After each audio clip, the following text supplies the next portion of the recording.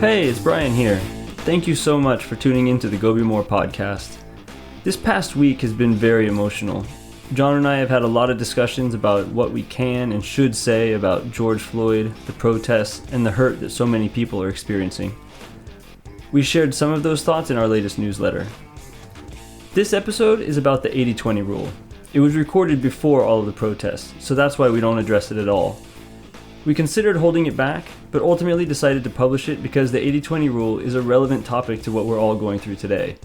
It's a tool for prioritizing, and now more than ever, we need to identify our priorities and work on the most important areas for progress. I've been particularly impressed with the work of Campaign Zero and their 8 Can't Wait initiative. I've put their links in the show notes. They have identified 8 policies which they believe could reduce police violence by up to 72%. In the podcast you're about to hear, we talk about next level 80-20, and I can't think of a better example of that idea than these 8 policies. As you listen, please think about how the 80-20 rule applies to the problems we're facing today. And if you haven't listened to the interview we did with Norris Frederick last week, please do. Alright, on to the episode. Hey John, welcome back to the podcast. Hey, what's going on, Brian? Nothing much. I've been busy here, but I am looking forward to this conversation. Yeah, this is an interesting one. We were talking a little bit about it before jumping on here for the recording, and the concept of what you're talking about is I feel like it's really interesting because it kind of forces you to reevaluate how you look at things in terms of what you're doing and how much of it actually is having an impact. Yeah, so the topic that I want to go into today is called the 80-20 rule. And I think a lot of people who are hearing this have probably heard this rule before. It's pretty famous. There's been books written about it. It's a topic that I think is very common in the business world, whether it's permeated through all other areas. People use it and talk about it there. But I think it's partly what makes it so powerful and useful is or what's so popular, I should say, is that it's powerful and useful. And I'm really interested to talk with you about it. Actually, let me take a step back. The best way to say this is, I teach a class here in Japan to university students, and one of the topics that I teach is the 80-20 rule. So I've just done this class, and I've had this, I always love this class because the 80-20 rule is such a powerful and useful mental model for thinking about the world. And most of my students have never heard of it. So for them, it's completely new. And I get this impression that by the end of the class, they just have their minds are blown, and they come up with all these great examples. And so for me, it's been very exciting to talk with them and get all this feedback about it. And now I'm really interested to talk with you about it and get your opinion and your thoughts on it as an elite athlete, as somebody who's had just so many different varied life experiences, and how you see this 80-20 rule affecting your life and the things that you do as well. Yeah, no, I'm excited to talk about it. I'm curious to see what comes up, because that's the coolest thing about these conversations. I have no idea what I'm really going to say. I know I've written down notes.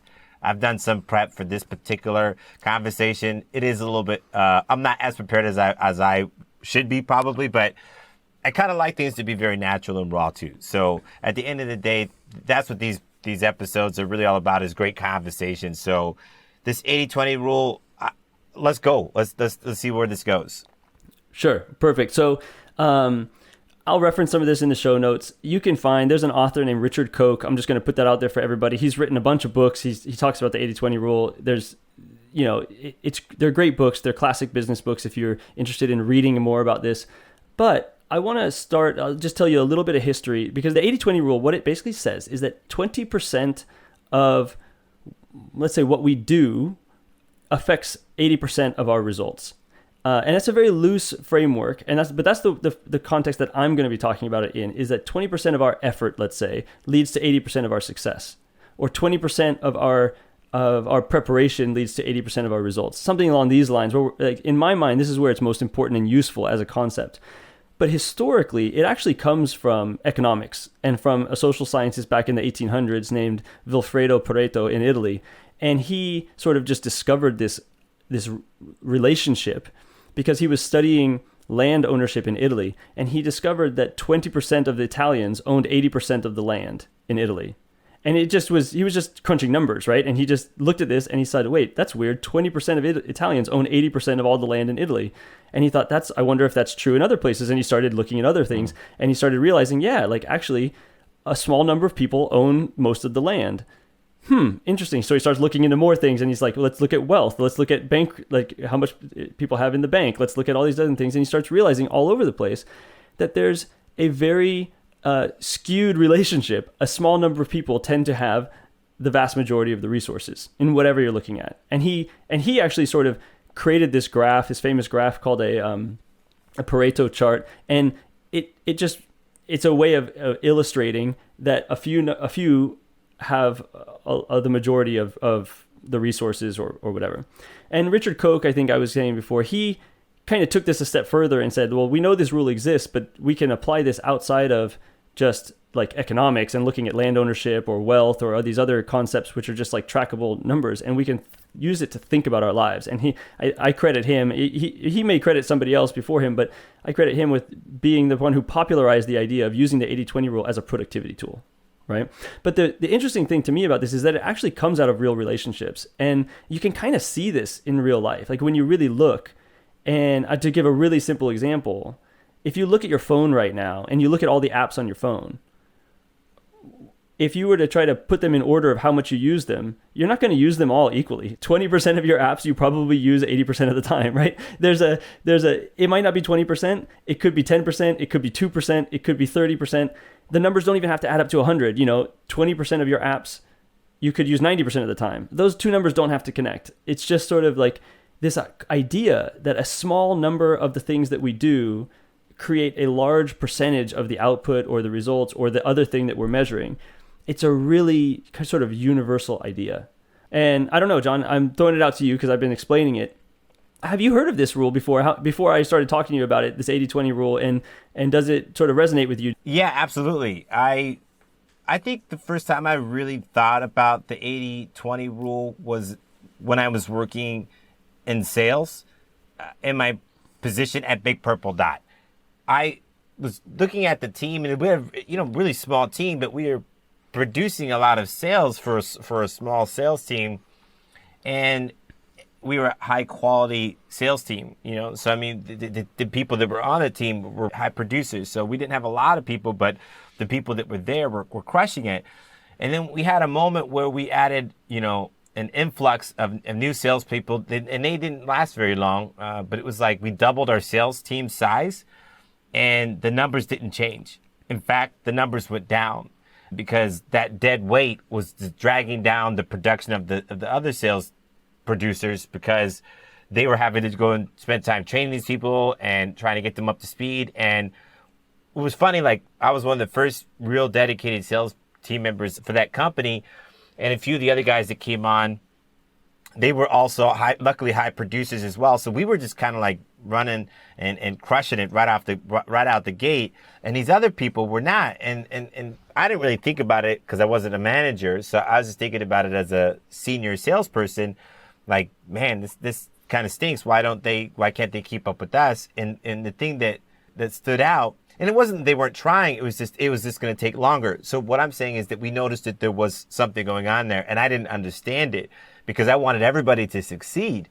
So when I talked to my manager, he brought up that whole thing. He says, well, typically in businesses, because he's been doing this for so long, he said, majority of the time, the majority of the sales are going to come from only a small percentage of the sales team, and everybody else is just kind of there trying to add to it, but they're accounting for a much smaller percentage of the total revenue being generated from the sales department or the sales team.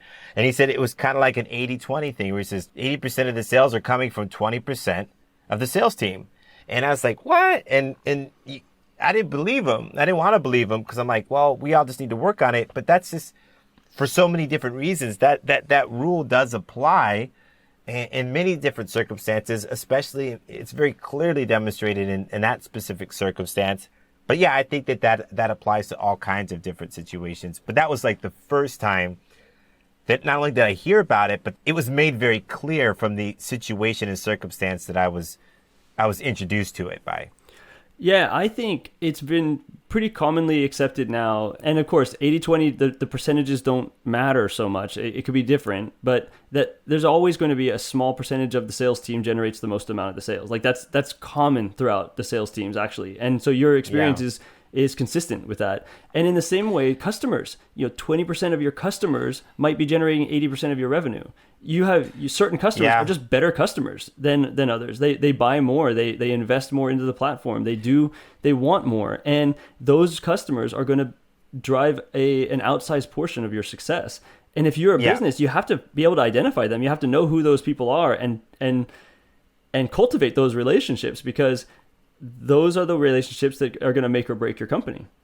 Well, and that's something that I totally agree with, and feel like I'm learning a lot more about, even as we develop our business, our different aspects of our business, and what's most important, what really makes the most sense, who should we be focusing on. And it's funny because like my whole thing has in my mind has been, I really want to gain new customers, and that's great. But I'm like, gosh, when you can easily in business, and this is something just to think about in terms of the 80/20 rule, I'm like, gosh, the majority of the people that are going to support you are probably going to be what Tim Ferriss called like your true fans, And I in my head, ever since I heard of this phrase from Tim Ferriss of finding his 1,000 true fans, I'm like, that's like my baseline. Like, I'd like to have tens of thousands of customers someday for Go Be More, and that'd be super cool. But I'm like, ultimately, if we can find 1,000 true fans, people that will buy from us repeatedly, people that will support our message, people who buy into our message because our message actually resonates and validates their mindset, the way they want to think about things, the way they want to approach things. The message itself, the 3 words, Go Be More, it's the thing that they want to use as their daily mantra. I want to find those 1,000 people, and I want to connect and collaborate and with those 1,000 people more than anybody else, because those are the people that are going to drive the success of our business, no matter what's happening in the world, no matter what's happening in whatever type of economy we're in, globally or nationally, depending on your country, right? For me, I'm like, I know that those relationships that you nurtured the best are the ones that are going to support you through the hardest times. And so I'm like, I feel like we have to put a lot of effort, even now, into our first set of 100 customers, because those people bought into us when we were still figuring it out, and something about us resonated with them, and I want to build on that. And I feel like that's the smartest thing to do for any new business, is those first few customers. It's so easy to overlook those people, but if they were willing to spend money with you in the beginning, why wouldn't they spend money with you down the line if you nurture that relationship? And yes, so I think I think they're going to become the 20% for us, that first 1,000 people that we nurture really, really well, really wholeheartedly.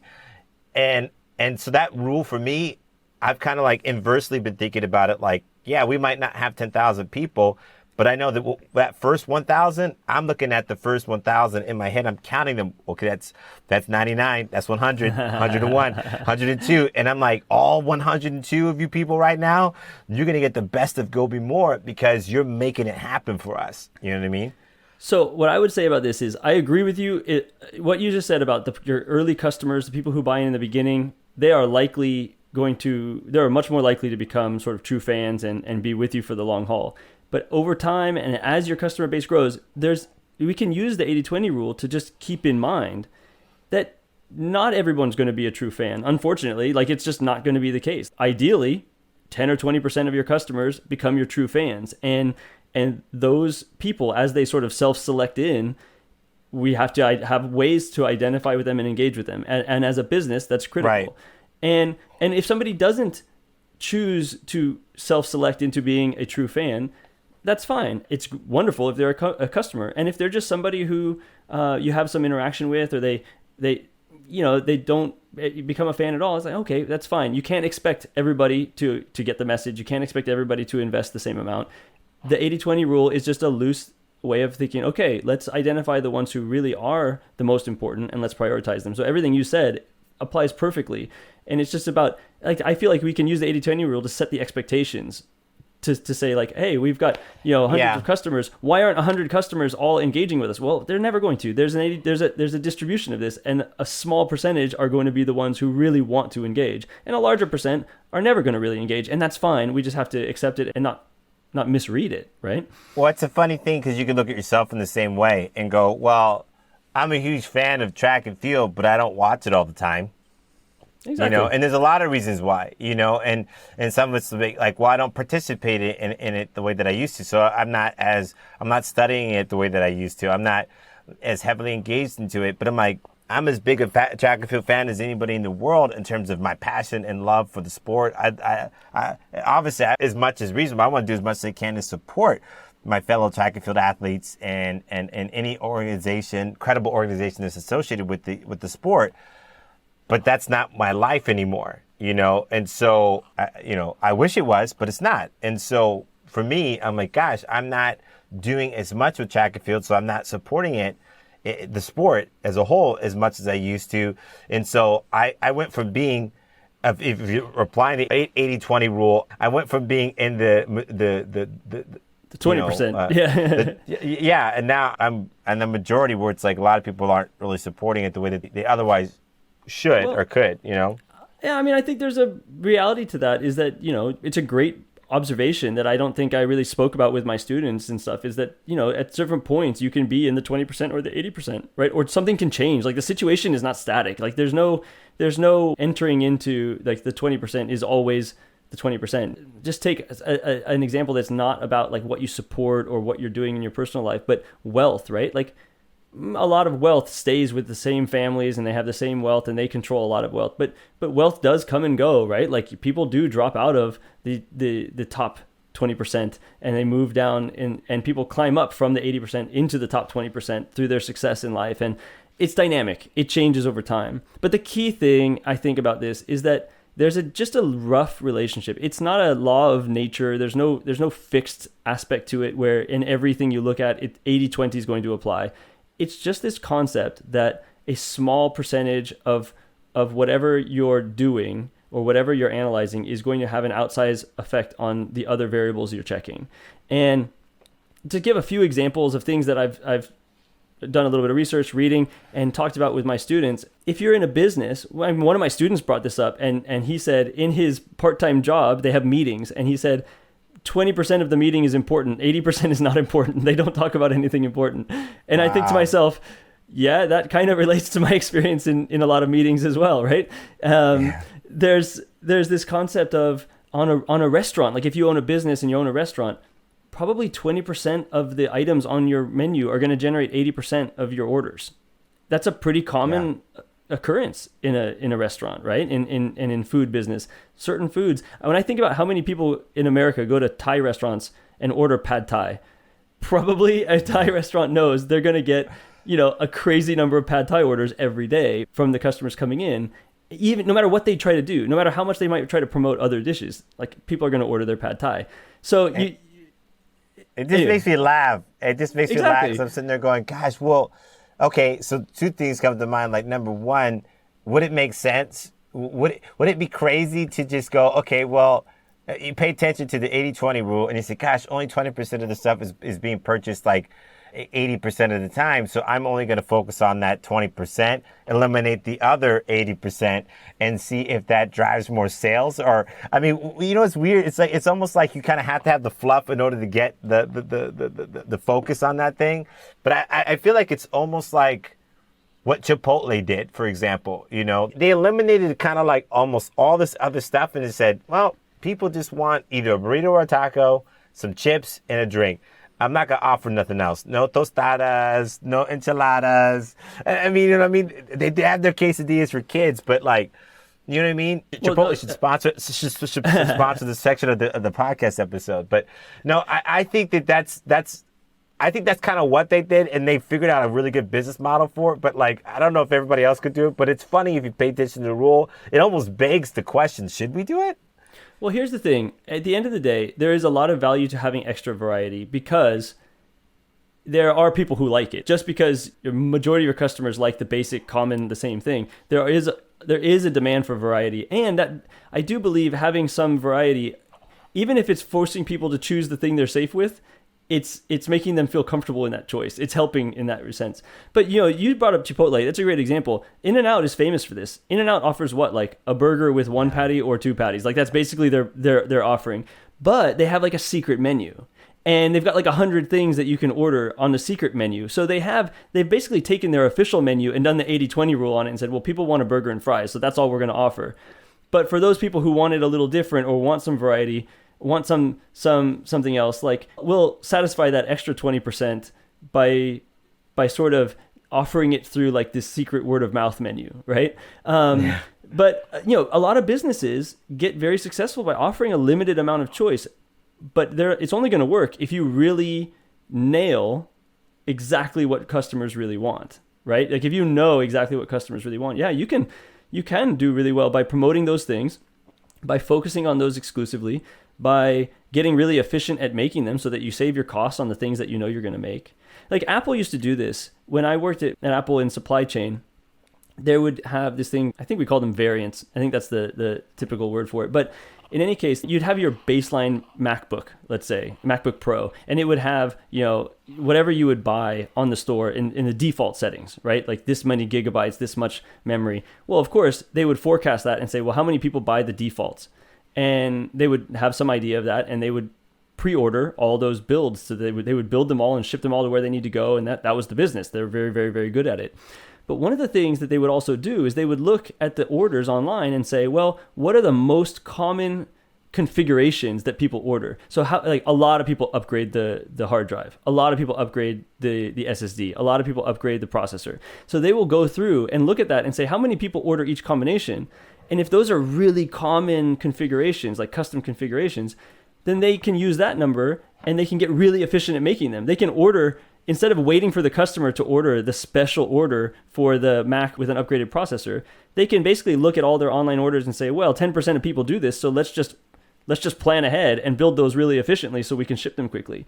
And it's a strategic way of looking at the 80-20 rule of all the custom orders that people could make. There's an infinite variety of computers that people can order on the Apple website, but the vast majority of them are the same, like 20 configurations, right? Because they're the most common ones that people would want. And so Apple can look at that, be really efficient at making those. And then the other ones, they literally make them one-off when people order them because there's no efficiency to be gained from trying to anticipate that order, right? Right. So this is a way of being strategic. Everything you just said about targeting your business in this way makes a lot of sense. And I think the thing I like to think about with Go Be More and the things that we work on is we can do the same thing with our lives. We can look at how we spend our day and how many hours we spend at work, or how many hours we spend on the projects we're working on in general, or the time we're spending with our family, whatever these things are. And we can actually look at this time and say, well, I think this time follows the 80-20 rule. 20% of it is going to generate 80% of the value, or 20% of the time we spend working at work, let's say, is probably going to generate 80% of our success or our output, let's say. I don't know, whatever it is you measure for what you're getting done. And the other 80%, it might be necessary, but it's just not nearly as important as the top 20%.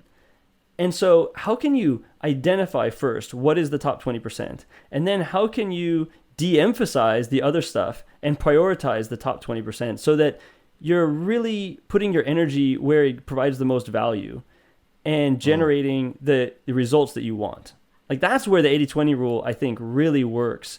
It definitely works at the business level. It works at the political level. It works all over the place. And you can use that way of thinking to frame those problems. But I like to think of it as a personal challenge, like as in your personal life. How can we use the 80-20 rule to improve our lives by prioritizing on the things that give us the most value? Yeah, I mean, that would be super great to be able to narrow that down. I mean, and that is something that requires taking the time to do it, because it requires some true self-reflection, and obviously you have to be somewhat objective as well. You have to really honestly look at what you have going on in your life and say, okay, how do I want to improve my life? And I think maybe a great place to start, because this is the thing I think I'm struggling with right now, is figuring out, okay, well, what would be a great way to implement this very clearly effective concept, or this rule, I think it's asking yourself, what do you want, right? Like, what are you trying to do right now at this point in your life, wherever you're at, right? And then what is the result figuring that you out want? what's supporting that, Yes. Go ahead. I was saying, what is the result that you're aiming to achieve? Like, if you don't know what the result is that you want to achieve, you're going to have a lot of trouble figuring out what's driving that result, right? So if your goal is to maximize, to improve revenue for your business, okay, now you know that's the metric you're trying to look at. Now you can go back out and say, what of my activities appear to be, or if you can measure it, great. But if not, like, what appear to be actually driving revenue, and try to back into the ones that are the most important. Or if you're talking about spending time with your kids and enjoying your time with your family, like, what are the activities I do that provide the most value, right? That really are getting me the result I want, which is quality time that I'm enjoying with my kids. And you will find that you probably, of all the activities you do with your kids, some of them have a lot more value, both to your kids and to you, right? But it takes a step back and say, what are you actually measuring first? Like, what do you really want? And once you know that, you can start going backwards and try to figure out what are the activities that lead to it. Okay. So that's the thing that I think we would want everybody to walk away with initially, is one of the key things is identifying what is it that you really want. Because once you know what you really want, then you can start to step back and say, like you said, what are the activities that I'm doing right now, and that are either helping it or not helping it, and then start reprioritizing, your efforts in terms of that 80-20 rule, because only 20% of what you're doing is going to create 80% of the value. Well, you got to find that 20%. Exactly right. And what you made a comment, like, you gotta have that feedback. You gotta be kind of objective about it. And actually, it reminds me right now of our conversation last week when we were talking about how do you develop skills, and how do you part of it is you identify what you think your skills are and what you like and what you enjoy, and you understand that. And the other part we talked about was having feedback from somebody else, whether it's a coach or a mentor or some advice in that way. And I think this it goes the same way in this one. Is if you're trying to figure out what's really driving the thing that you want, it's really important to get that feedback. And you can get that feedback by, if you've got data, you can crunch the numbers and just figure it out maybe. But if you don't have data, what you might need is somebody to pay attention and look at what you're doing and say, hey, if you change X, Y, and Z, you will increase your results. You'll be more successful by a large factor. I think you told this story last week on the podcast about doing phone sales and your mentor who was teaching you how to do it. Like, I would bet that the things that he was identifying, and he was watching you do your calls, and he's watching you how you sell, and he's got all of his experience, and he's probably giving you advice that says, if you do this, this, and this, you'll close more deals. And that is his advice, is targeting the 20%. Like, he already has sort of internally, he knows what the most important things are in the sales, and he's able to watch you and then give you that feedback. And so that might be one great way to try to figure out what is the 20% that's going to drive the results you want, is having somebody else tell you, well, in my experience, you should do X, Y, and Z. Or from my point of view, what I see is if you do more of this, you'll get more of what you're looking for. Mm-hmm. Yeah, no, that's exactly what he did. He knew what needed to be done, first of all.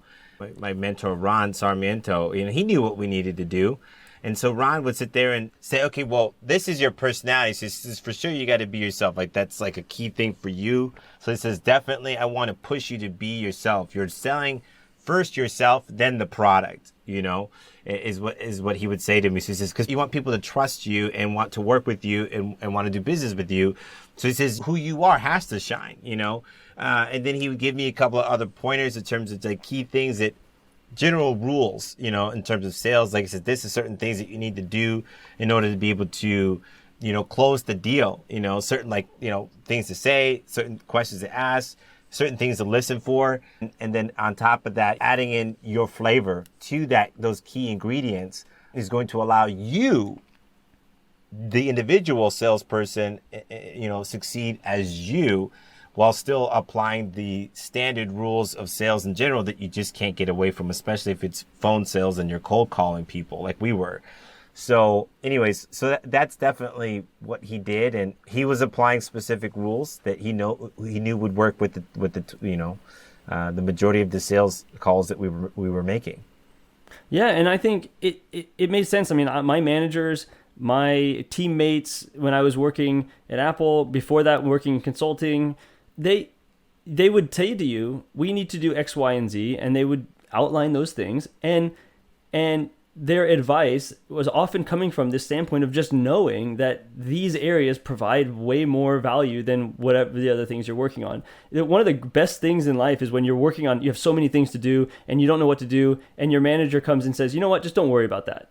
Like, that is the best thing to hear when somebody comes in and says, you know what, just drop that. Just don't even worry about that. Because it's like clear sign. It's like, well, now I understand what they prioritize. Like, now I understand the relative ranking of these things and what's driving real value. The worst is when you don't really know. You've got all these tasks and you've got all these things you want to do, but you don't have any visibility into how much value they're driving. If you're working on stuff and you're clueless as to how it's being used, it's really a frustrating experience. So that's my advice maybe to some managers, is if you've got people you're working with on your team and you're looking at trying to improve your team's production, one of the best ways you can do it is by helping to frame for your team, these activities are, this is used in this way and it drives this value, which is really key to us. And so I want you to focus on these areas for these reasons. The more you can explain that, because you probably already know, if you're in a position of managing it and trying to drive those metrics, if you already know that, the more your team can be aware and aligned around those priorities, the more likely you are to hit the targets that you're trying to hit. Because everybody's going to be working towards the same set of priorities. It's really difficult when you've got just an infinite number of tasks to do, and it's vague which ones are the most important or the ones that are most necessary for today versus tomorrow versus next week. That is a very difficult situation to be in.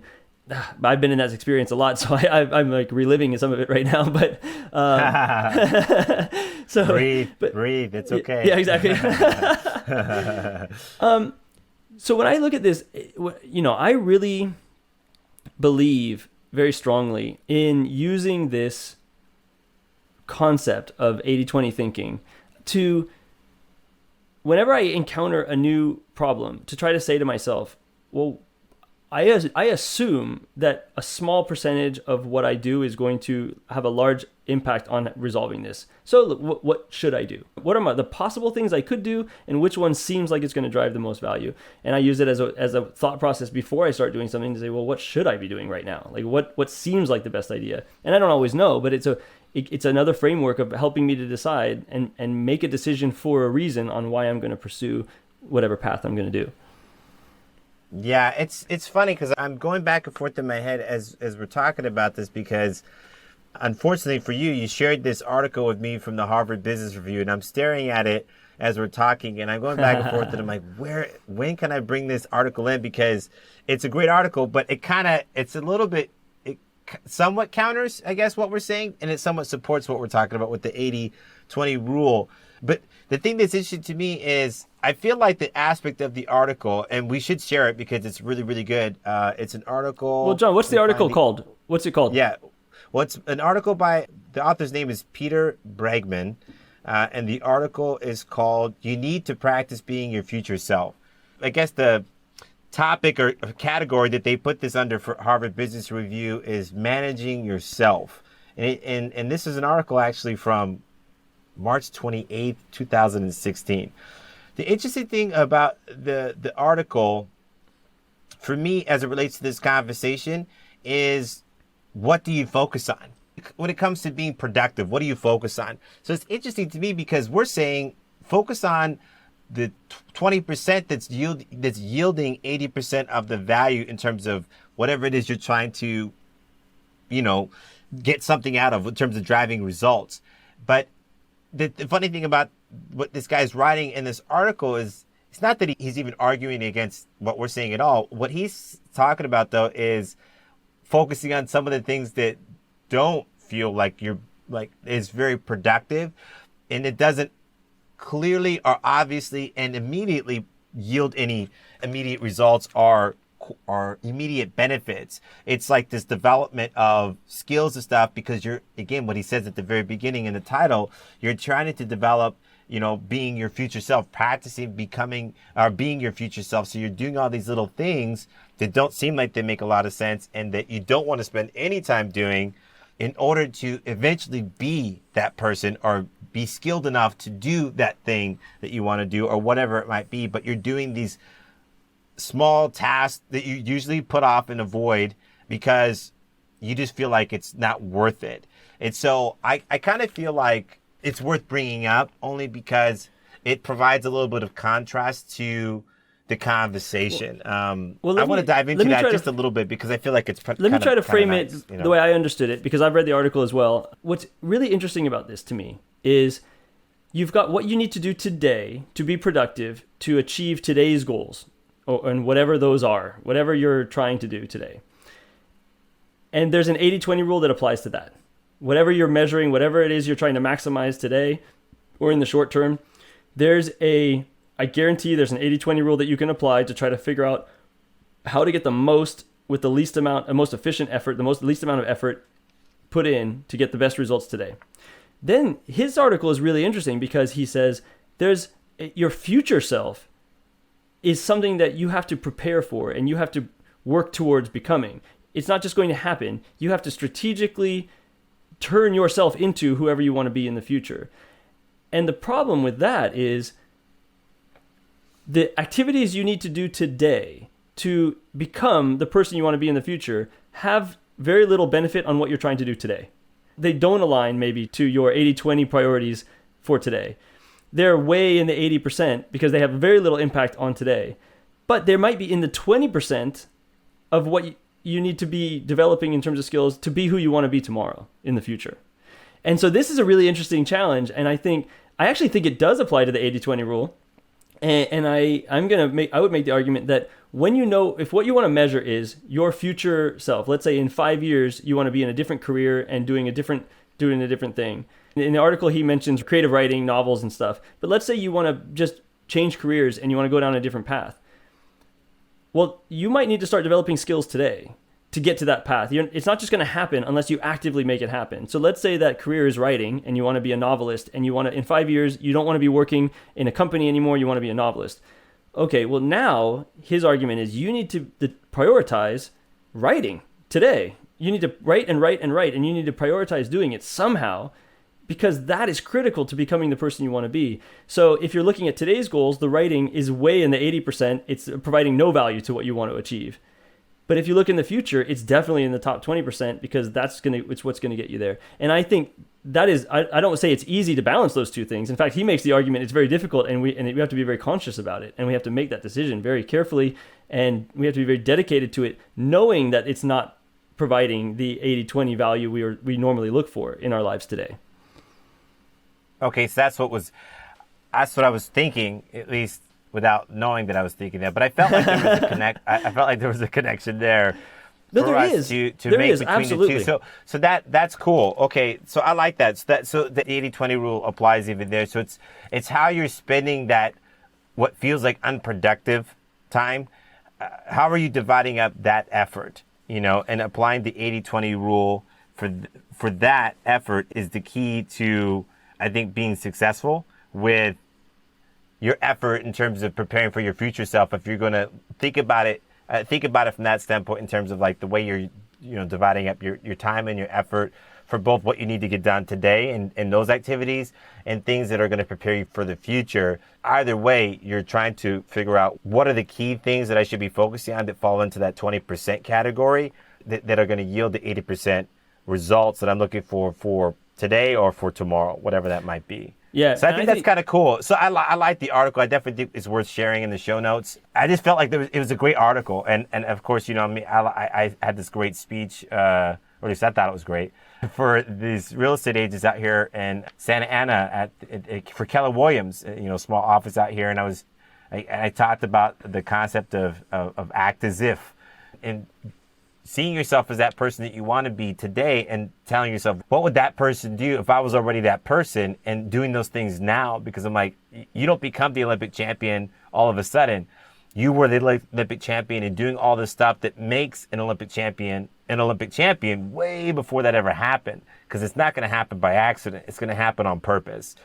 That's why I really like this article. And now I think that, implementing the 80-20 rule in terms of how you look at that, in terms of your effort, fantastic. I think it's wonderful. I think it's very helpful. I think something that, I'm going to take with me next time I teach my class on the 80-20 rule is that the 80-20 rule applies to the results you're analyzing right now. Like, what are you trying to get at? And it's a very real possibility that what you're trying to achieve today, there are activities that provide no value to it, but that you should be considering doing. You should be investing your time. It's not a case of use the 80-20 rule, pick a goal for today, and only do that task because that goal is the only goal that matters. That's never the case. We always have lots of competing goals, lots of competing responsibilities, things that we need to balance.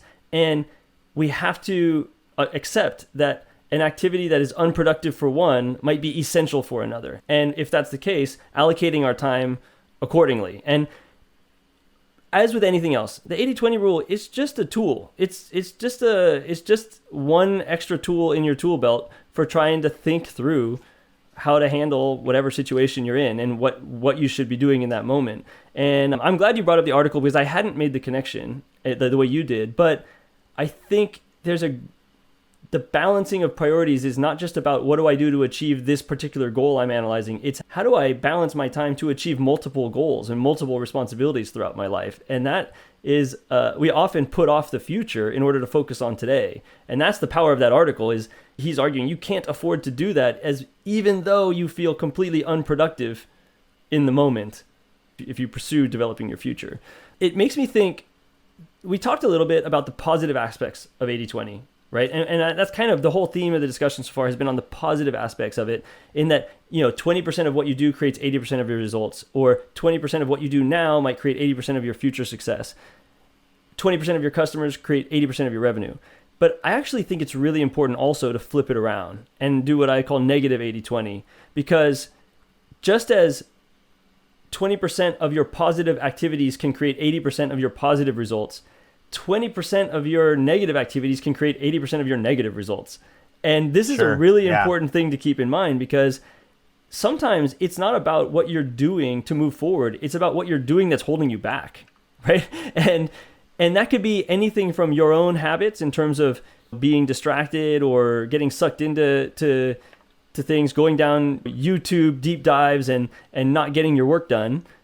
Or it could be the people in your lives, right? One of my students gave me this great example, and I don't know if it's true.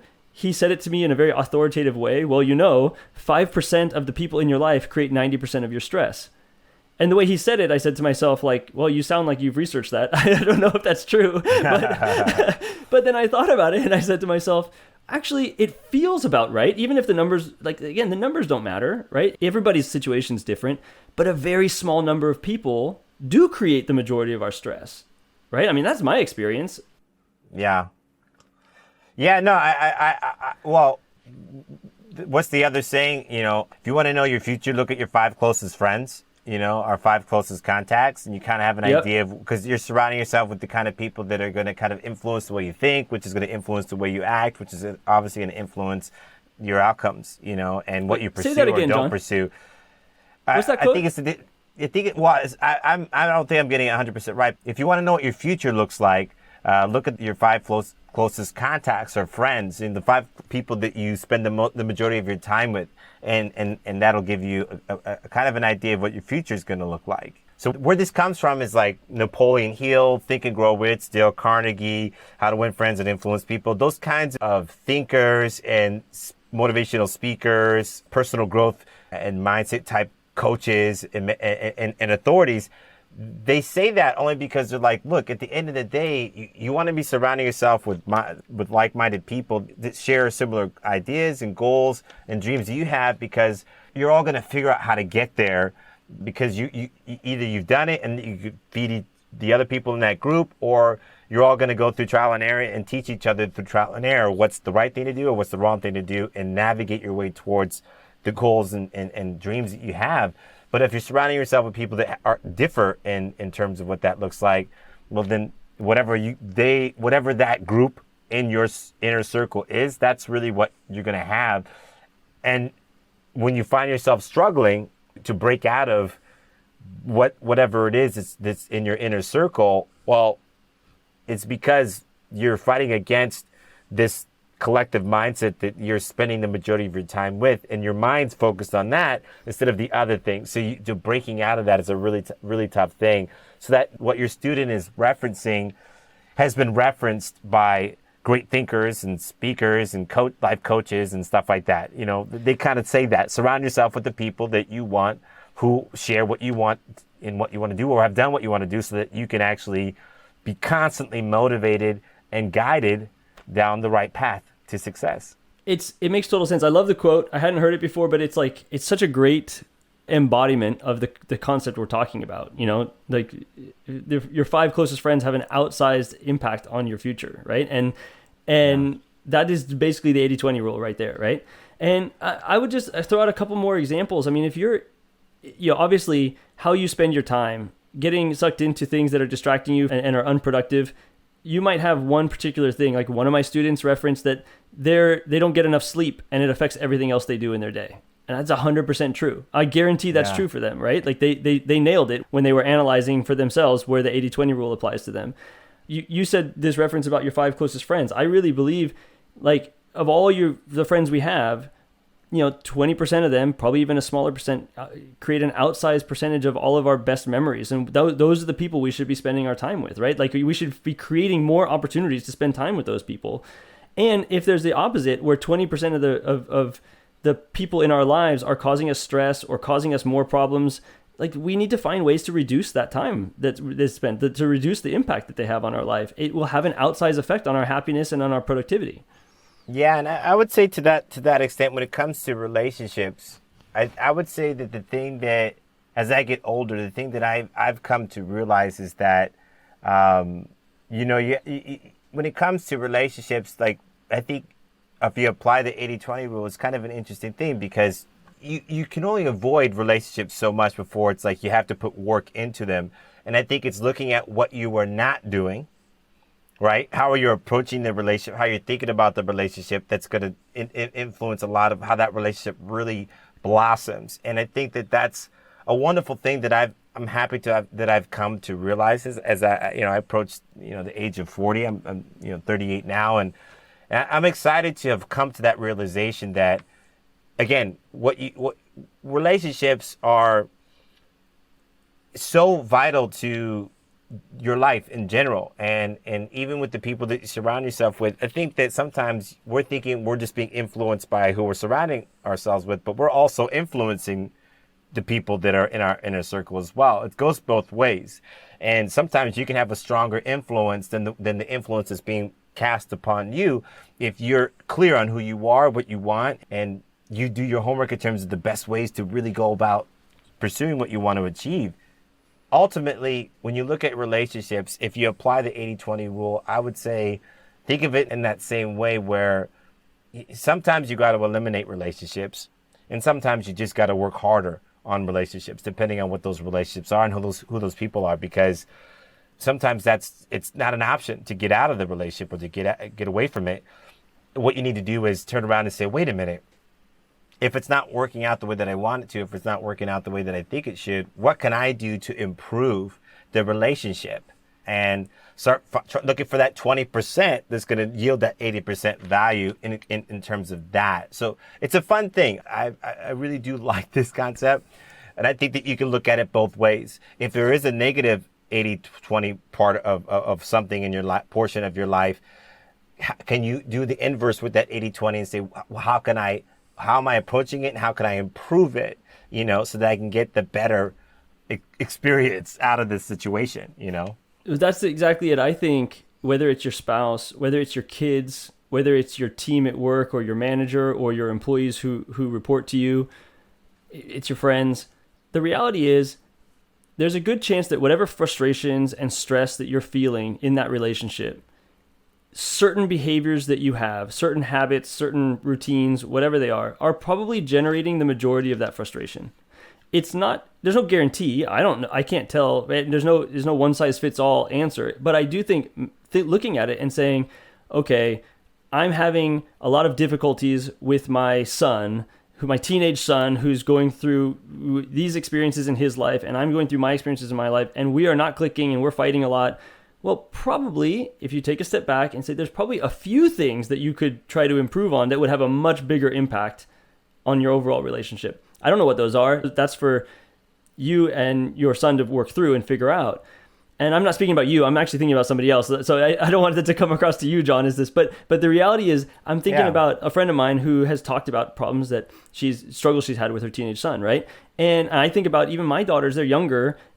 But, okay, certain habits that we're allowing them to create are probably going to have a bigger impact. Let's think about these, and what are our top priorities, and what are the things we want to sort of nip in the bud if they're developing a bad habit, and what are things that are probably not going to have much impact, so we should stop stressing about them and letting them cause us frustration and stress because they're just trivial, they're not important, and it's okay to let them go, right? The approach of looking at it and assuming that some things are way more important than others will hopefully give us the freedom to let some things go and pursue others more proactively, right?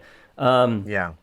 And the last thing I want to go to, because I really think it's important, is I think we've already kind of hinted at this in like 3 or 4 ways without really saying it, is that let's say you go to work and you've got 100 things that you need to do, just using a number, and you've got 100 different deliverables, 100 different routines and tasks and I don't know, activities.